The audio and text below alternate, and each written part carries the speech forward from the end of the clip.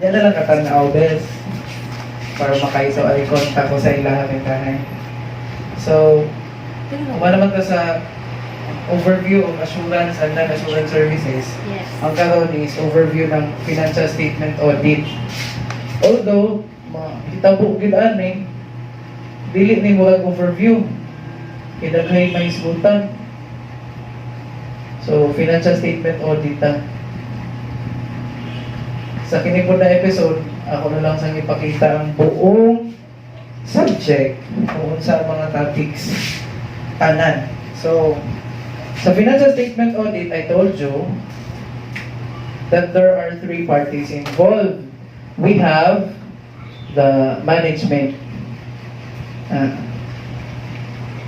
Si management. So, si management is the responsible party. Actually, management is responsible for the financial statements preparation. And another thing na sila po ang responsible is the design and implementation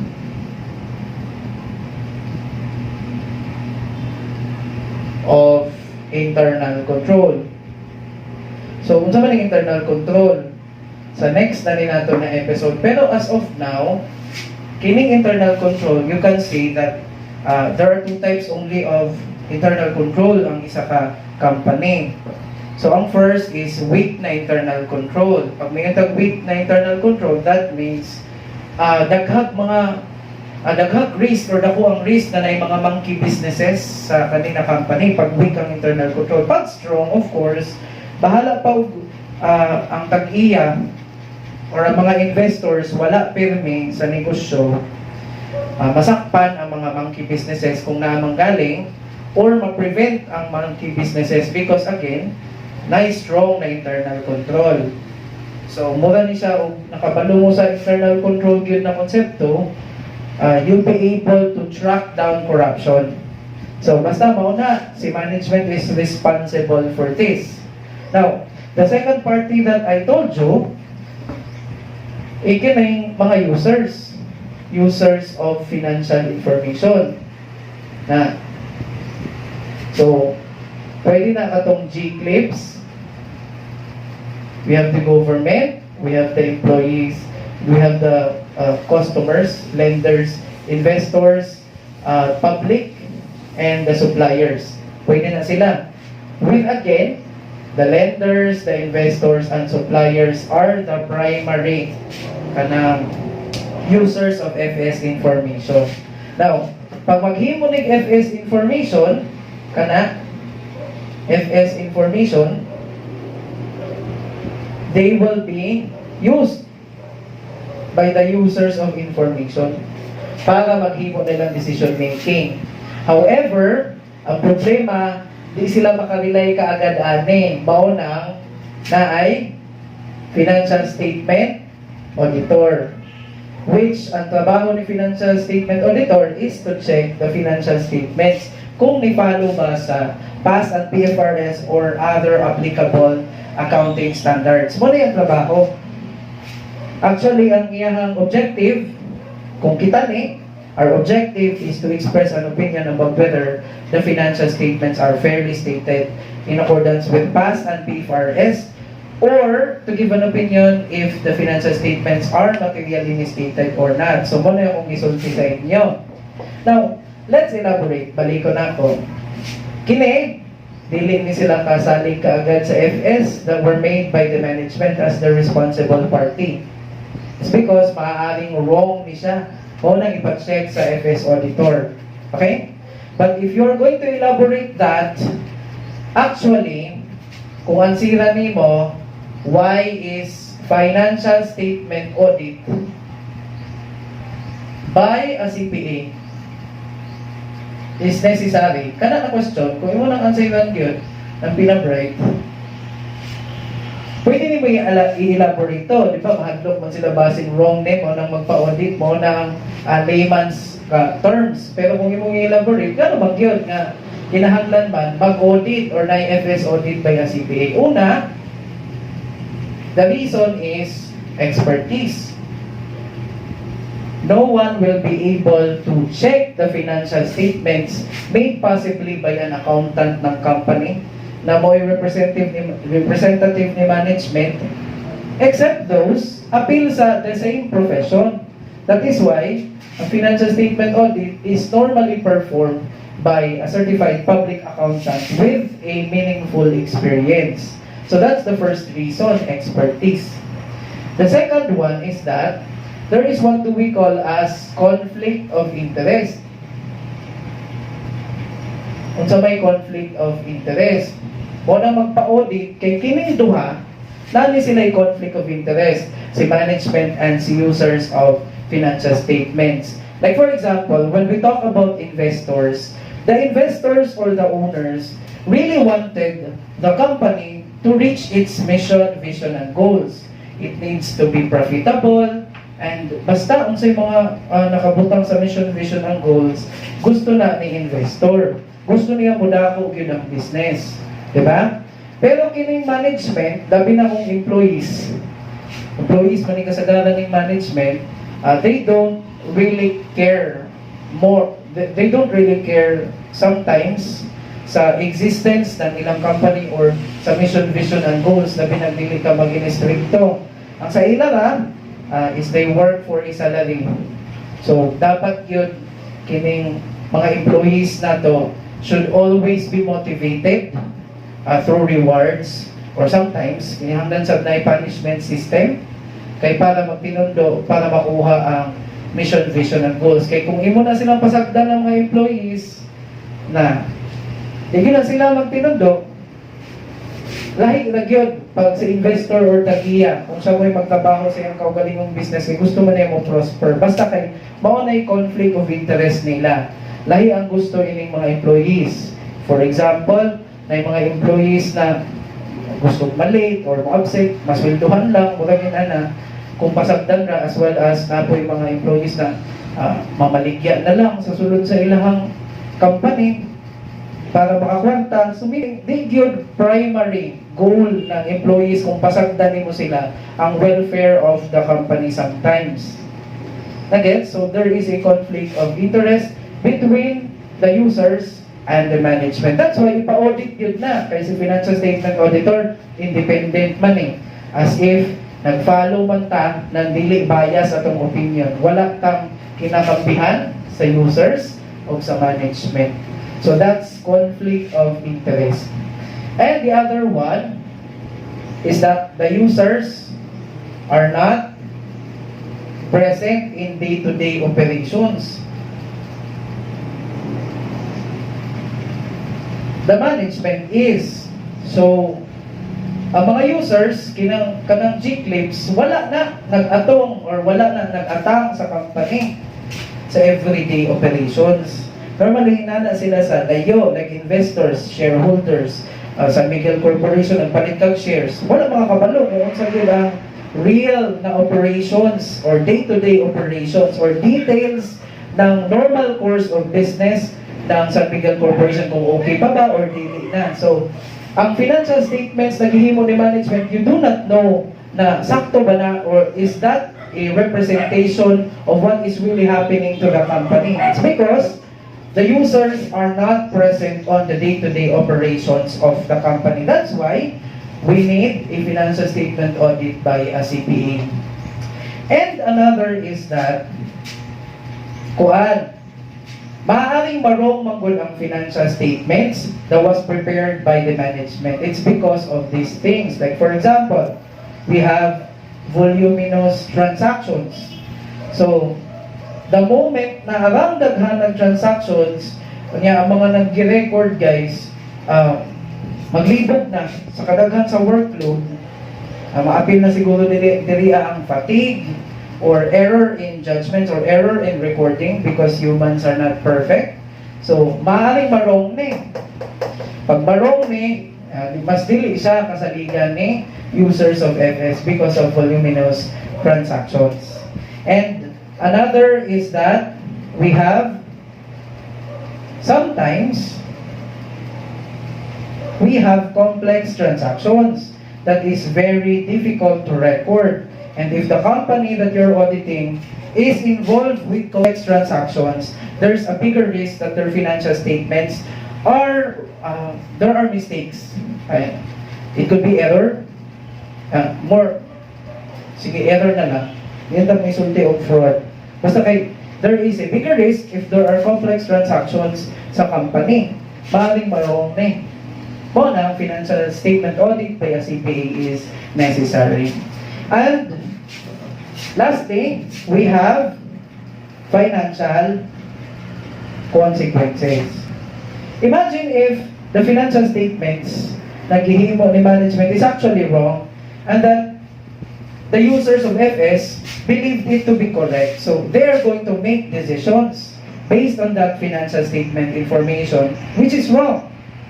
And if it is wrong, like for example, what they do nag-record of depreciation expense, so the income is very much bloated or it's very big. So the users are believing that the company is very, very profitable. Then, ang ilang mga decisions, mahimo ng mali because of the wrong financial statement information. And wrong decisions, most of the times lead to financial consequences. So, those are the reasons why the financial statement audit by a CPA is necessary. Although, you can summarize this sa katong giingon na financial statement audit kay dili makasure ang mga users of FS that this is correct. But if you wanted to elaborate it further, then you have those. So, that's the first one na ato ang i-elaborate. The second that I'm going to elaborate na sa is that I've told you that financial statement audit is an assertion-based engagement. Sa assurance engagement ba? Assertion-based engagement siya. Why?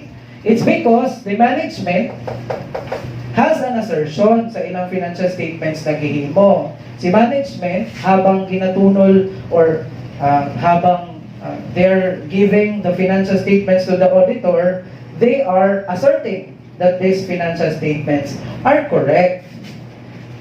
Financial statements are correct. So that's their assertion.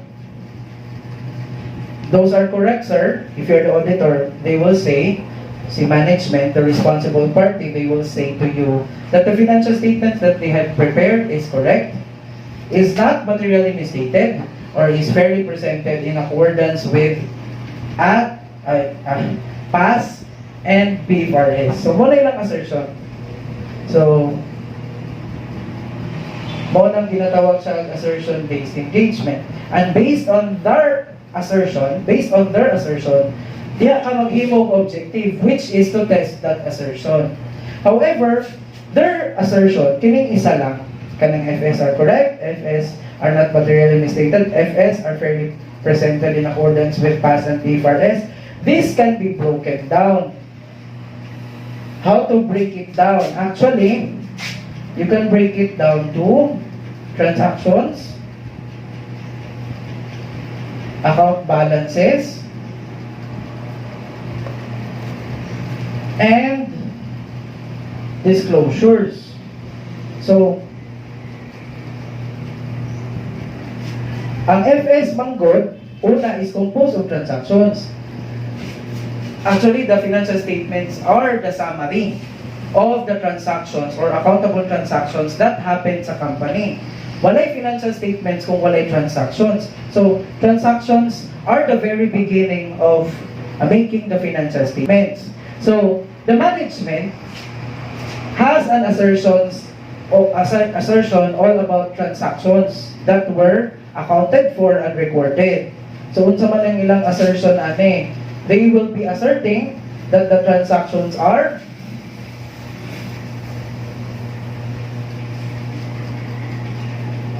the transactions really occurred. Again, ang meaning ini, transactions really occurred.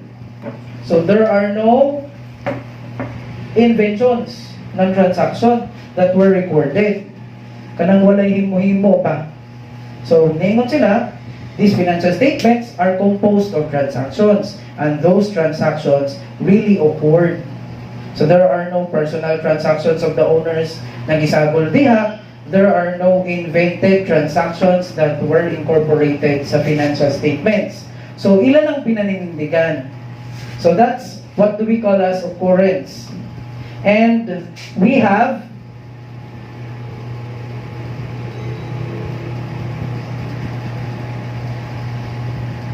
pinaninindigan sab nila that the transactions that were accounted is dili kulang. Mao man ang meaning sa completeness. Dili kulang. So, dili kulang, that means basing ba na ay mga transactions that really occurred, pero wala ninyo gibutang kay makadaot siya sa financial statements. So, ingon si management, wala na namo gibuhat. Kompleto gyud ang transactions na gibutang. Okay? So, another, kining isa, which is important, is cut-off assertion. So, the cut-off assertion is that the transactions that happened in this period has been recorded.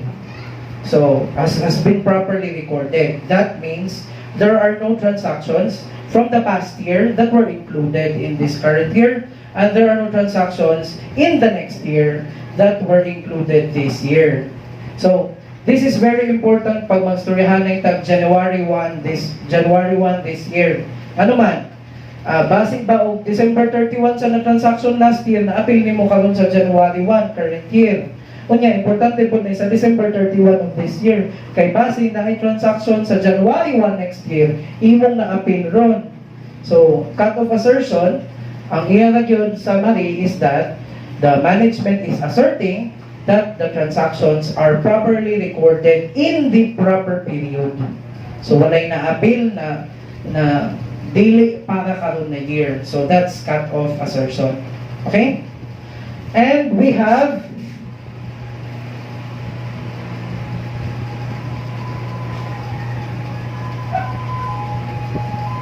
na accuracy. So, the transactions have been accurate. The transactions are accurately recorded. Appropriately naman nila akong masulti permente. Onya, ang letter C, nakalimot ko ba sa letter C? Completeness. Tulo man yata ni kasi. Occurrence, completeness, cut-off, accuracy. Pwede po. Go. Ay, okay na. Nakita na lang po ang nawawala. Ang isa is classification. So, kung sa may meaning in classification. So, the transactions have been properly classified. So, kung sa may meaning ng properly classified. So, example of which, para mas klaro siya, let's talk about expenditures. Expenditures, that means credit cash give na ng company. The question is, unsay gi-debit? Kay sometimes, the debit is an expense. And sometimes, the debit is an asset. Expense, if ever, the benefit has already been exhausted. Like for example, magbayad ng utilities, tubig, kuryente, and etc. Siyempre, expenditure na because you are going to pay. However, the debit is utilities expense. Why? It's because you are just paying those utilities that you have already used. So, utilities expense na siya. So, ato na siya sa expense. Pero, naay mga gastos, credit cash gihapon, pero, you are buying some equipment, some properties, and etc. So, capital expenditure dapat na siya maklasify. So, when we say that classification assertion of the management, that means they are saying that the transactions have been properly classified to the proper elements ng financial statements, like ang nasa asset, na asset yun, ang nasa liabilities, na liabilities yun na transaction, sa equity, equity yun siya. Nagets ba?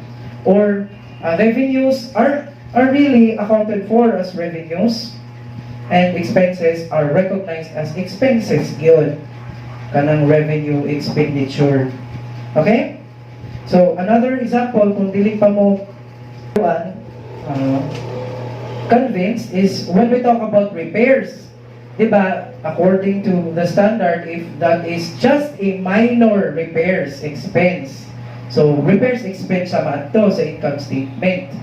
So, that's what we call proper classification sa minor repairs. If major repairs, like those repairs are necessary para mudagan pagbalik ang property, plant, and equipment or machinery, then that should be capitalized sa PPE. It's either itungag nimo siya sa PPE gyud or i-minus nimo siya sa accumulated depreciation ni machinery. Either way, the net amount of that PPE will increase kay i-capitalize man daw pag major repairs. So, pag nag-classification assertion si management, they're confident that they did all that. Nagets? So, mauna siya ang what do we call as proper classification. So, again, kanang giingon ni management that the financial statements are correct. They are actually referring to kung transactions ang isgutan, which is the source of the financial statements. Ngayon sila that the financial statements came from transactions that really occurred and the transactions are complete. The transactions are properly recorded in the proper period. They are recorded with accuracy and they are properly classified. So, mauna ilang assertion sa transactions. Now, di po nato maiwasan ang musulti that the financial statements that the management prepared is composed of account balances. Naman yun ay account balances, di ba?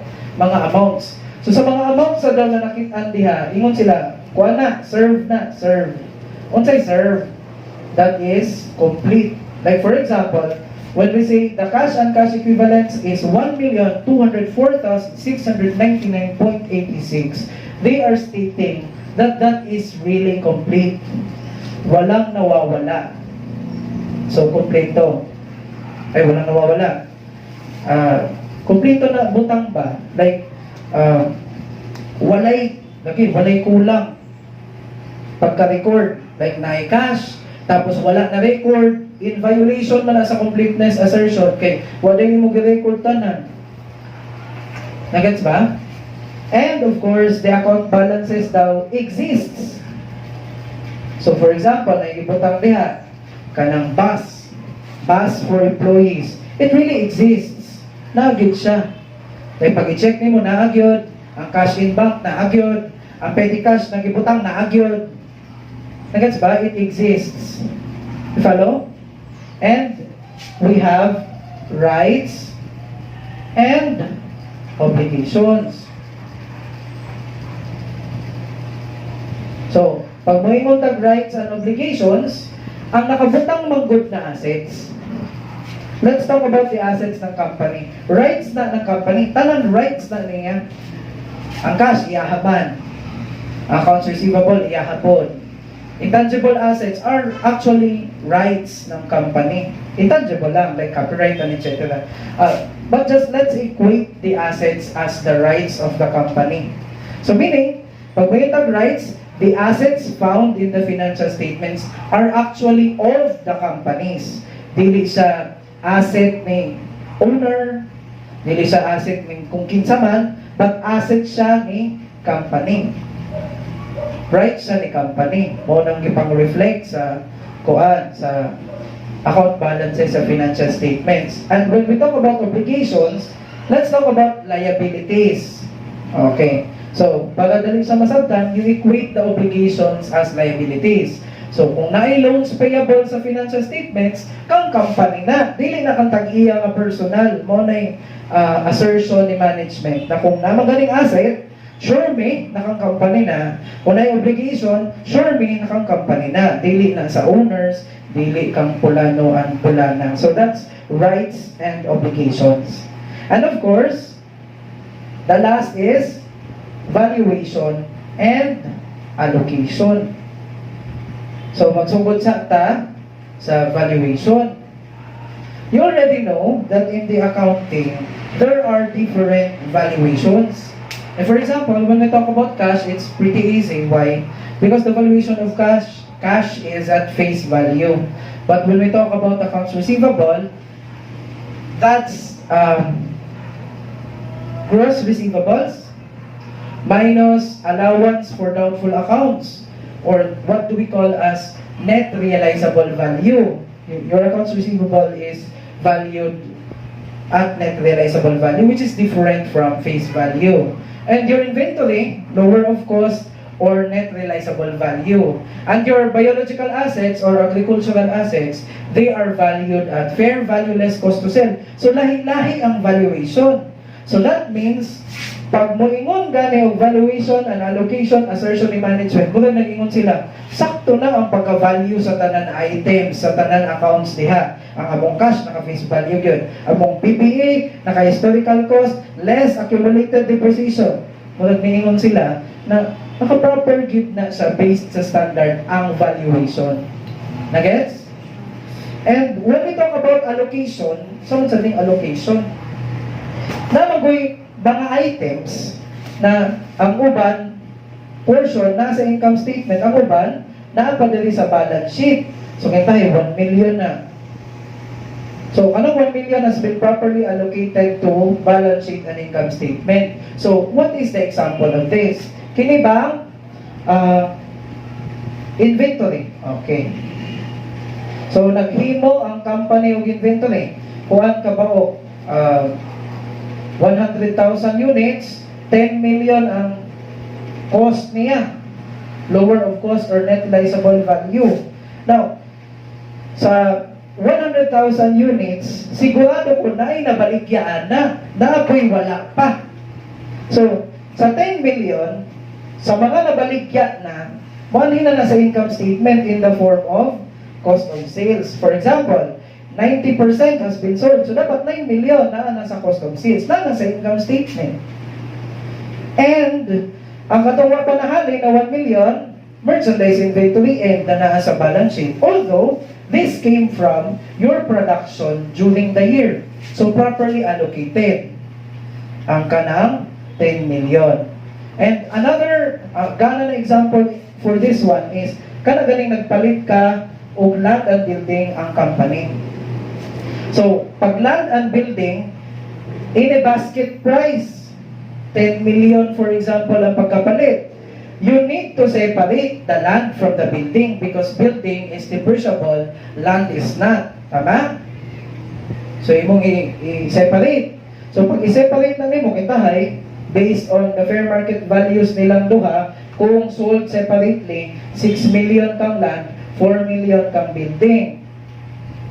Amo na yung proper allocation. Sumulat nagsulti na po si management pag moingon siya valuation and allocation, specifically allocation, na ang mga amounts na naa diha sa financial statements. Kung naa manggaling dapat maadto sa income statement, sakto gyud ang among pagkaadto sa income statement na portion and sakto pud ang nabilin sa balance sheet. They are all properly allocated. Did you get it?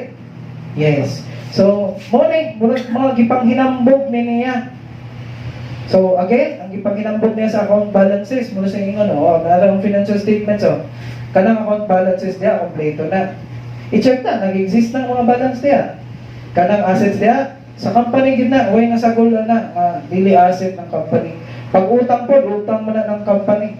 Tapos, ang mga accounts niya, properly valued na. Tapos, kung namang galing amounts na kinahanglan i-allocate sa income statement o sa balance sheet, na-allocate ang tarong. Or else, something like this, mga basket price, na dapat mo i-allocate sa duha ka asset, properly, kuha na siya. Properly allocated. Or else, sa shares, naatugin sa share premium ang sobra, na sa OSC at par ang par. So, pauna ang assertion good ni management as to account balances. So, butangan ako ng asterisk ni existence. Sir, how about disclosures? So, di ba? Ang disclosures, kung imo siyang i-summarize, ang ipangbutang diha sa disclosures are explanation sa mga account balances kasagaran. That's a big part of the disclosures. And other things na wala tuod sa income statement o sa balance sheet but needs to be disclosed para makabalo ang mga owners or ang mga users of information. So, duha ka, si Manila, nadiha ang computation sa mga account balances Ang ikaduha, those things that needs to be disclosed para mahibalaan ni users of financial information na wala siya makita sa account balances, sa balance sheet o income statement na sa disclosures mo nang baga siya. So may meaning anong account balances. Example, pag moingon ka diri ang cash and cash equivalents sa account balances, naa dito ang pagkatunga-tunga kung unsay unod anang cash and cash equivalents sa disclosures. Like pilay petty cash, like pilay cash in bank. Nasa cash in bank, pila may naa sa Metro Bank, pilay naa sa PNB, pilay naa sa BDO. So dito na makitaan. Like ang inventories also. Unsa man ang mga inventories? Kung nabaligya ka og car, unya helicopter o barko, something na naka-itemize na dito na sa merchandise inventory end, sa merchandise inventory end, tulo na ka barko, duha na ka motor, basta mo nang nasa disclosures. Now, when we talk about disclosures, ang assertion of the management here is kini o ka-roof. Kanya kini familiar na ni kay pag moingon tag o occurrence man na. So ang mga gipang disclose labi ng transaction, like for example, gikasuhan man ang company, gibutang sa disclosures ba? Kay nagkalibang ang nagkaon sa ilang products. O, kanang gi-disclose niya, dapat ni occur na, dili na imbento-imbento, nagikasuhan ang company. Next is, it's properly classified. Siyempre, kung gi-disclose siya sa cash and cash equivalents, dapat pang cash and cash equivalents gid siya ang computation. And we have, sa ganun complete. Disclosures are complete. Disclosures are accurately made. Accuracy gyapon. And rights and obligations. Kay kung nabutang na sa asset again, dapat asset na ni company. Na magyapon na sa disclosures kaya may assets gikuan gani, gi-itemize ang assets, and the obligations also that were disclosed are of the company. Ang kinilang yo kay wa pa ni naagian. The disclosures are understandable. Mo nang pinaninindigan ni management. Understandable man ang mo ang disclosures. And the last is naagian gapon is valuation and allocation. Kaya tuwa na ko again sa disclosures na dito ang itemized na computation of what composes an account balance normally. So, dapat na dito that ang ilang pagka-compute dito, it's properly valued and allocated. So, bagay na guys, ang iyahang mga assertions. So, pag tunol niya sa imuha, if you are the FS auditor of the financial statements, mauna tanan ang iyang pinagmamalaki na correct iyang financial statements. Na transactions ni occur, kompleto, properly recorded sa proper period, accurate, unya nabutang sa proper na account title or accounting element. And when we talk about account balances also, kompleto na, nag-exist na. Unya, ang assets niya, kang company yun. Kung obligations po or liabilities, kang company po. And that is properly valued and allocated. Aside from that, pag sa disclosures, ang mga ibang disclosed ni occur, they are properly classified, they are complete, they are accurate. What was disclosed na asset is really an asset of the company and not someone else's. And the obligations are also of the companies and not someone else's. The disclosures are understandable, and anything na nakavalue dito sa disclosures are proper in accordance with the accounting standards. So, muna ang ikaduha. Sa kanina part, upat naman ang ato ang himayon gyud pag-ayo from kanang simple na concept tapos atong himayon pag-ayo. Ang ikatulo is